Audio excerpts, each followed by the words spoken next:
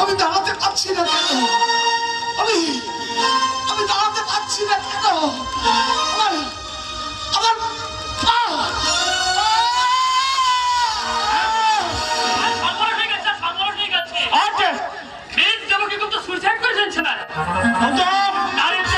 সহ্য করতে না পেরে নিজের শাড়ি গলায় জড়িয়ে ওই গৌরব